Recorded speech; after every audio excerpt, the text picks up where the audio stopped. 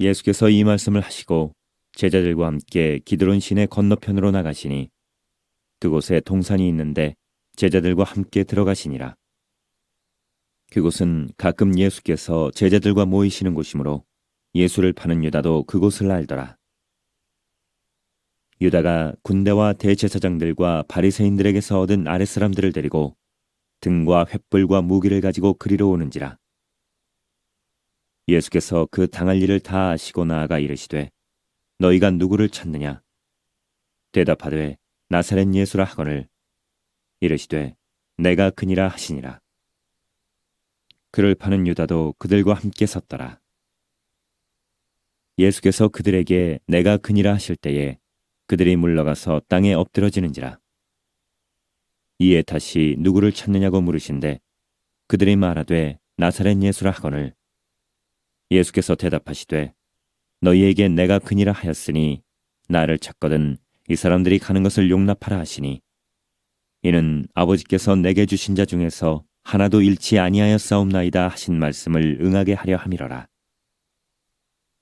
이에 시몬 베드로가 칼을 가졌는데 그것을 빼어 대제사장의 종을 쳐서 오른편 귀를 베어버리니 그 종의 이름은 말고라.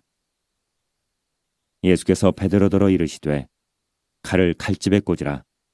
아버지께서 주신 잔을 내가 마시지 아니하겠느냐 하시니라. 기도하겠습니다. 하나님 아버지, 오늘도 저희의 영의 양식을 준비해 주시고 영의 양식이 준비된 식사 시간을 놓치지 않게 하심을 감사드립니다. 부디 이 영의 양식을 다 먹고 소화할 수 있도록 성령 하나님께서 들려지게 하시고 깨달아지게 하여 주시옵소서. 예수님의 이름으로 기도합니다. 아멘. 오늘 저는 아버지께서 주신 잔이라는 제목으로 하나님의 말씀을 전하도록 하겠습니다. 2001년 조정실 안으로 들어온 테러범에 의하여 비행기가 빌딩과 충돌한 9.11 테러 사건이 발생하였습니다. 테러범으로부터 조정실을 보호해야 할 문제가 발생하자 밖에서 열쇠로 열 수 있었던 조정실 이 문을 안에서 걸면 열리지 못하도록 조치를 취했습니다. 이후 승객들은 안심했습니다. 그런데 지난 24일 150명을 태운 비행기가 알프스산에 추락했습니다. 조종사가 화장실을 간다고 자리를 비우자 부조종사가 문을 안에서 걸어 잠그고 고의로 추락시킨 것입니다. 조종사가 조종실 밖에서 문을 열려고 하였으나 그 문은 열리지 않았습니다. 그러자 이번에는 반드시 조종실 안에는 2명이 있도록 비행사가 규칙을 바꾸겠다고 즉시 발표를 하였습니다. 그리고 승객들은 이런 조치에 안심을 했습니다. 여러분, 우리는 언제부터인가 소 잃을 가능성을 예측하고 준비하는 것에 대하여 능력 있다고 말합니다. 그리고 외양간을 고치는 그 모습, 외양간을 고치려고 하는 그 모습만 보아도 우리는 잘하고 있다고 스스로 위안을 삼습니다. 근데 이것이 잘못되었다는 것이 아니라 이런 삶의 맹점은 하나님께서 일하시는 가능성을 막아버린다는 것입니다. 문제 해결만이 능사라는 이 사회적으로 잘 훈련된 이런 모습들이 때로는 신앙생활에 큰 오류를 일으킬 수 있다는 것입니다. 바로 오늘 본문에 나오는 베드로가 그 한 예입니다. 오늘 본문에 보면 베드로가 칼을 가지고 대응합니다. 왜 베드로가 칼을 준비하고 있었는가? 이유는 하나입니다. 베드로가 예수님이 잡히실 가능성에 대하여 미리 예측하고 준비한 것입니다. 아시다시피 예수님께서는 여러 차례 잡히시고 죽으실 것에 대하여 제자들에게 말씀하셨습니다. 오늘 본문 바로 앞에 있었던 유월절 행사에서도 베드로는 누가 예수님을 배신하고 팔 것인지를 사도 요한을 통하여 예수님의 직접적인 답변을 들을 수가 있었습니다. 최근에는 헬라 사람들 중 몇 명이 예수님을 은밀히 찾아와 헬라 지역으로 도피할 것을 제안하기도 했었습니다. 베드로는 이 모든 일들을 종합적으로 판단해 예수님에게 위기가 근접했다고 예측했고 나름대로 베드로가 대응책을 세운 것입니다. 먼저는 체력적으로 힘을 비축하였습니다. 겟세마네 동산에서 예수님께서는 땀이 피가 될 정도로 진액을 바쳐 기도하셨습니다. 잡혀서 십자가를 지시는 길을 피하고 싶으셨던 것입니다. 그런데 같은 기도 제목을 받은 베드로와 그의 동료들이 한 일은 무엇입니까? 잠을 자는 것이었습니다. 제가 그들이 잠을 선택했다고 말을 하는 이유는 우리도 새벽 예배에 나오지 못하는 이유로 새벽 예배 나오면 그날 하루 종일 피곤하다고 말하기 때문입니다. 새벽 기도하면 체력적으로 하루 업무를 감당하기 힘들기 때문에 잠을 잔다고 말합니다. 베드로와 그의 동료들도 마찬가지입니다. 무려 3번씩이나 깨워 나와 함께 기도하자는 예수님의 이 간절한 요청에도 불구하고 그들이 잠을 선택한 것은 그만큼 날이 밝으면 그들이 체력을 확보해야 한다는 확고부동한 마음의 결정이 있었기 때문입니다. 다음은 무장하는 것이었습니다. 베드로는 생각합니다. 예수님을 한 번만 지켜내기만 하면 예수님의 능력을 경험한 사람들, 예수님의 말씀의 은혜를 경험한 군중들이 예수님을 지속적으로 보호할 수 있다고 말입니다. 그래서 베드로는 칼을 준비했습니다. 베드로가 언제 칼을 준비한 줄 아십니까? 바로 조금 앞서 겟세마네 동산에서 깨어 기도하라는 주님의 말씀을 들을 때에도 이미 베드로의 품속에는 칼이 있었습니다. 베드로는 수제자입니다. 베드로가 무장했다면 다른 제자들도 당연히 무장하였을 것입니다. 그리고 베드로는 모든 위기를 타개하는 방법으로 행동하였습니다. 누가 로마 병사들과 그 무리들을 통제하고 있는가? 대제사장의 수아라는 이 사람이라는 것을 이 베드로는 파악을 했습니다. 그리고 물고기 떼의 흐름을 파악하자 한 마리도 놓치지 않도록 앞서서 그물을 던졌던 그 신속함으로 대제사장의 종의 머리를 향하여 칼을 휘둘렀습니다. 그리고 그의 오른편 귀를 베어버림으로 기선을 제압하였던 것입니다. 예수님께서도 이런 베드로의 준비성, 베드로의 이런 헌신, 예수님을 지켜내려고 하는 이 애틋한 마음에 감동이 되셨을 듯 합니다. 예수님께서도 열정적으로 행동하는 이 모습에 아마 큰 힘을 받으셨을 듯 합니다. 그런데 그렇지 않았습니다. 예수님께서는 이런 베드로에게 아버지께서 주시는 잔에 대하여 말씀하고 있습니다. 베드로는 아버지께서 주시는 잔을 받은 예수님을 신앙의 눈으로 볼 수도 들을 수도 깨닫지도 못했습니다. 그렇기 때문에 그는 지금 혈기로 칼을 휘둘러 망하려고 하고 있는 것입니다. 잠시 후에 예수님을 3번씩이나 부인했습니다. 하나님이 주시는 그 잔이 있다는 사실을 몰랐기 때문에 그는 첫사랑이 회복되기까지 한참이나 시간이 걸렸고 숨어 지내야만 했습니다. 여러분, 우리도 마찬가지입니다. 우리 인생 가운데 내가 모든 문제들을 미리미리 다 예방하고 모든 문제들을 내가 해결해야 된다고 하는 이러한 생각이 나쁜 것은 아니지만 우리 인생 가운데 아버지 하나님께서 내게 주신 그 잔이 있다는 사실을 망각하거나 나의 주변에 아버지께서 주신 잔을 받든 사람이 있다는 사실을 외면하거나 아니면 내게 섬기는 교회에 하나님께서 주시는 잔이 있다는 사실을 모른다면 그는 모든 문제 앞에서 자기 혈기로 행동하게 될 것입니다. 발람 선지자처럼 고집 피우다가 죽게 될 것입니다.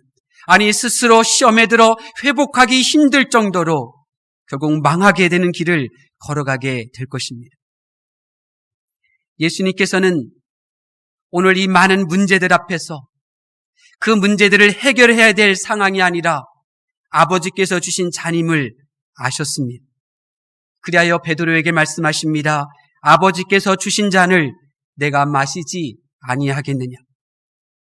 여러분, 하나님께서 예수님에게 주신 잔, 아버지께서 주신 잔이 어떤 잔인 줄 아십니까?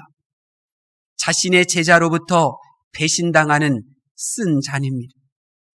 이게 아버지께서 예수님에게 주시는 잔입니다.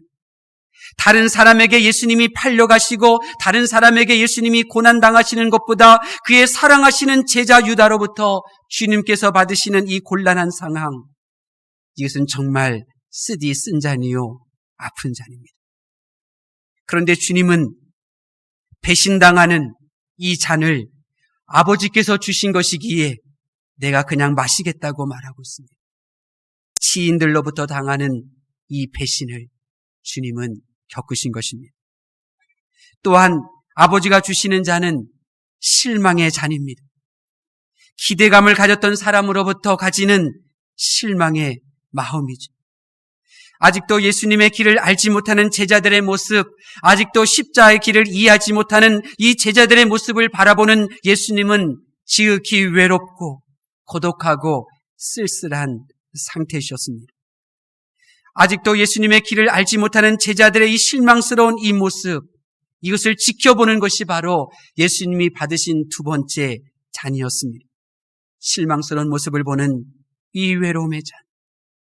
이들이 어떤 사람이었습니까? 수많은 사람들 가운데 예수님께서 12명을 택하신 사람들이었습니다.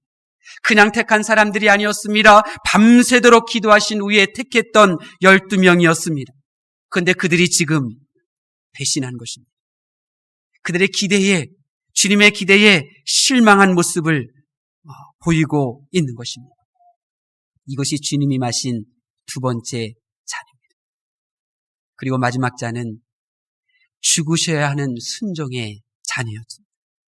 결국은 주님이 죽어야 하는 것, 내가 죽고 하나님의 말씀만 이루어져야 하는 것, 나는 없어지고 하나님의 말씀만 있는 순종의 잔, 나는 썩어지고 말씀의 열매만 있게 하는 순종의 잔이었습니다. 이것이 주님이 받으시는 아버지가 주신 잔이었습니다. 예수님은 아버지가 주신 이 잔을 피하시거나 다른 방법으로 모면하지 않으셨습니다. 예수님께서는 성령의 능력으로, 죽은 자를 살리는 그 능력으로 저와 여러분의 죄를 사하신 것이 아니라 나를 위하여 욕을 먹으시고, 나를 위하여 침뱉음을 당하시고, 나를 위하여 채찍에 맞으시고 피를 흘리시는 그 연약한 모습, 그 무기력한 그 모습으로 저와 여러분을 구원하신 것입니다. 그렇습니다. 주님은 이렇게 수치를 당하시고 침뱉음을 얼굴에 당하시며 채찍에 맞으시는 이 무능력한 이 참음의 이 시간들을 통하여 저와 여러분을 구원하신 것입니다. 그리고 우리는 이 우주 만물을 창조하신 예수 그리스도의 능력으로 제사함을 받은 것이 아니라 이렇게 무기력하게 채찍에 맞으며 무기력하게 그 고난을 당하셨던 주님의 그 모습을 통하여 제사함을 받고 이 예수님의 이름을 통하여 하나님의 도움을 받는 자로 거듭날 수가 있게 된 것입니다. 예수님의 이 부끄러움을 당하신 이 모습을 통하여 지옥불에서 고통을 당할 저와 여러분이 영원한 천국을 얻게 된 것입니다. 사랑하는 성도 여러분, 내가 왜 사랑하다 지치는 것입니까? 내가 왜 참지 못하는 것입니까? 내가 왜 실망을 하고 나에게 실망을 준 그 사람을 견뎌내거나 포용해주지 못하는 것입니까? 나는 왜 주님이 원하는 말씀을 버리고 나의 마음대로 행동하는 것입니까? 우리의 문제는 은혜가 없어서가 아닙니다. 우리에게 성령 충만하지 않기 때문이 아닙니다. 우리의 문제는 내 아버지 하나님께서 주시는 잔이 내 앞에 놓여 있을 때 내가 그것을 지금 보지 못한다는 것입니다. 내 아버지 하나님께서 주시는 잔을 보려고도 하지 않으며 들으려고 하지도 않는다는 것입니다. 교회를 사랑한다고 말하지만 교회를 위하여 참아본 적이 없기 때문입니다. 내 아버지께서 주시는 잔을 마시지 않으려고 하면 우리는 자기 생각과 고집대로 행동합니다. 주님이 원하시는 기도하는 모습이 아닌 자기의 방법대로 해결하는 칼을 가슴속에 품게 됩니다. 그리고 결국 도망칩니다. 오늘 본문에 나오는 제자들의 모습은 한마디로 도망쳤다고 표현하고 있습니다. 예수님의 사역 가운데 끝까지 주님을 따랐던 여인들이 있습니다. 십자가를 지고 힘겹게 걸어가던 그 길에 함께했던 여인들, 예수님의 마지막 십자가의 죽으심, 무덤에 묻히심, 부활의 현장까지 주님을 쫓아갔던 여인들이 있었습니다. 저는 그 여인들에게 묻습니다. 도대체 당신들은 왜 지독스럽게 끝까지 주님이 죽었는데도 마지막 무덤까지 그렇게 끝까지 따라간 것입니까? 예수님 바로 뒤에서 헤트라이트를 받던 수많은 사람들의 존경을 받던 12명의 제자들은 이미 도망쳤는데 왜 당신은 무기력하게 십자가를 지고 가는 주님을 따랐던 것입니까? 저는 그 여인들에게 묻습니다. 왜 그렇게 주님의 마지막 순간까지 주님을 놓지 못하고 쫓아갔느냐고. 그녀들은 제게 대답합니다. 우리도 아버지의 잔을 마신 것입니다. 나도 예수님을 위해서라면 어떠한 일을 당하겠다고. 그래서 그것이 끝까지 주님을 쫓아갔던 여인들이 제게 들려주었던 신앙의 고백이었습니다. 여러분, 진정 주님이 나를 위하여 그 수치를 당하시고 나를 위하여 피 흘리시고 나를 위하여 그 고통을 당하셨다는 사실을 우리가 믿는다면 예수님이 나를 위하여 아버지 주신 잔을 마셨다면 나도 아버지의 잔을 마셔야 합니다. 나도 예수님을 위해서라면 어떤 수치라도 어떤 모욕이라도 당할 수 있어야 합니다. 오늘 본문에 보면 예수님은 아버지의 잔을 미리 당하시면서 아무 말씀도 하지 않으셨습니다. 그리고 오늘 이 시간 조용히 우리에게 이렇게 말씀하십니다. 이제는 너희들이 나를 위하여 모욕을, 이제는 너희들이 나를 위하여 수치를, 이제 너희들은 내가 세운 교회를 위하여 아픔의 십자가를, 그 잔을 마셔다. 여러분, 어떠한 일이 있어도 주님이 당하신 일을 나도 당해보겠다고 하는 것, 이것이 주님을 따르는 자들의 신앙 고백입니다. 정말로 나도 주님을 따르려는 신앙 고백이 있다면 그것이 무엇으로 보여져야 되는가? 삶으로 보여져야 합니다. 예수님이 삶으로 나를 위하여 수치를 당하신 것처럼 나도 주님을 위하여 수치를 당하는 현장이 있어야 합니다. 주님이 나를 위하여 견뎌내신 것처럼 나도 주님을 위하여 견뎌내며 품어주는 삶이 있어야 합니다. 내가 주님을 위하여, 나도 주님이 당한 일처럼 나도 그렇게 행하려면 어떻게 행해야 하겠습니까? 이사야 50장 6절, 나를 때리는 자들에게 내 등을 맡기며 나의 수염을 뽑는 자들에게 나의 뺨을 맡기며 모욕과 침뱉음을 당하여도 내 얼굴을 가리지 아니하였느니라. 주님께서는 저와 여러분의 죄사함과 고통을 성령의 충만한 상태 속에서 이루신 것이 아닙니다. 저와 여러분의 구원을 은혜 충만한 상태 속에서 이루신 것이 아닙니다. 수치를 당하시고 뺨을 맞으시고 침뱉음을 당하시는 상황 속에서 저와 여러분을 구원해 주신 것입니다. 그렇다고 하면 혹 여러분 가운데 나를 때리는 자들로 인하여 시험 들었다면, 나의 수염을 뽑는 자들로 인하여 낙심하였다면, 나를 모욕하고 침뱉어서 절망하며 신앙적인 위기를 겪고 있다면 오늘 하나님 아버지께서 우리에게 주시는 잔을 드실 수 있기를 바랍니다. 교회와 예수님을 사랑한 자는 많으나 수치와 고난의 십자가를 지는 이는 적습니다. 이 시간 예수님께서 우리에게 베푸시는 이 귀한 성찬의 이 잔을 우리가 믿음으로 받아들이셔서 이제 말로만 주님의 고난을 쫓아가고 말로만 주님을 따른다고 고백하지 말고 우리의 삶 속에서 비록 은혜가 없고 신나는 일이 없고 그래도 견뎌내고 참아내고 감당해내고 묵묵히 사랑의 미소로 견뎌내는 은혜의 시간을 가지실 수 있기를 바랍니다. 오늘 성찬식에 믿음으로 참여할 때 아버지의 주시는 그 잔을 우리도 받을 수 있는 능력을 공급받으며 그리고 은혜가 메마르고 성령 충만하지 않아도 예수님처럼 그 모든 것을 견뎌나가는 자로 거듭나게 될 것입니다. 우리도 주님처럼 나를 때리는 자들에게 등을 맡기며 나를 오해하고 실망하는 그 시간들을 믿음으로 견딜 줄 아는 사람으로 새롭게 해주실 줄로 믿습니다. 우리 성찬의 예식에 믿음으로 참여하셔서 우리 아버지께서 주시는 잔을 다 받으실 수 있기를 예수님의 이름으로 축원합니다. 기도하겠습니다.